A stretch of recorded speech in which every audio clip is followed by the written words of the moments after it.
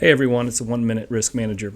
Hey, quick word today on what it means when a carrier is silent. So when a carrier is silent, that could be a good thing. It can also be a bad thing. So what it means is a policy form really doesn't specify if there's coverage or not, right? So the way most liability policies anyway are written are that if a exclusion is present, there's no coverage, right?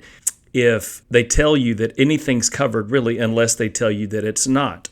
And those come in the form of exclusions in the policy and other things that they add to it. So the little secret in our industry is most policy forms, if they're insurance services office promulgated, are the exact same policy. It's just what they add to and detract from it where carriers make their money or not. So when a policy is silent, it means that there's really no exclusion. It's hard to determine if there's coverage. So, hey, it could be good that there's no exclusion.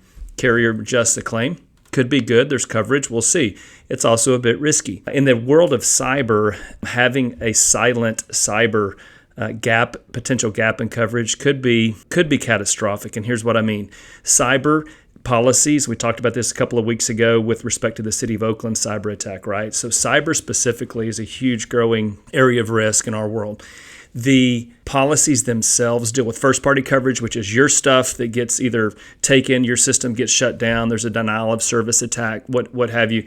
If there is a liability incident, the policy will protect you there as well, meaning somebody else's stuff got compromised and they're going to blame you and you're negligent for not having the correct systems and protocols in place. So if there's silent cyber, meaning we're not sure if this cyber incident is covered or not, usually it relates to this.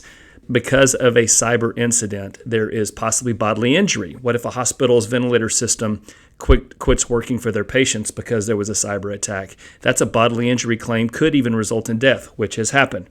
There's also an issue with property claims. What if a manufacturer's boiler system, the temperature control regulator, has been overridden in a ransomware attack or an attack on their security protocols, and the boiler overheats and causes a partial meltdown of the plant? That has happened.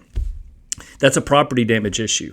So what policy do you go to? A property policy, my liability policy? Well, most of those traditional policies have cyber exclusions, right? So you have a situation where there's a cyber trigger that caused an incident, but yet you have bodily injury or property damage on this side, and that's a problem. So what do you do? There's a broker out there, happen to know who it is, offers a program to cover that gap and prevent a silent cyber issue or exposure. So as you look at a cyber program, any program, if you ever hear the term, hey, there's the policy silent on this issue, ding, ding, ding, you better pay attention because it could be a possible gap and you need to cover it possibly with another product or at least get clarification or buy back an exclusion, which you can do sometimes. So just a little trick of the trade, but also a warning.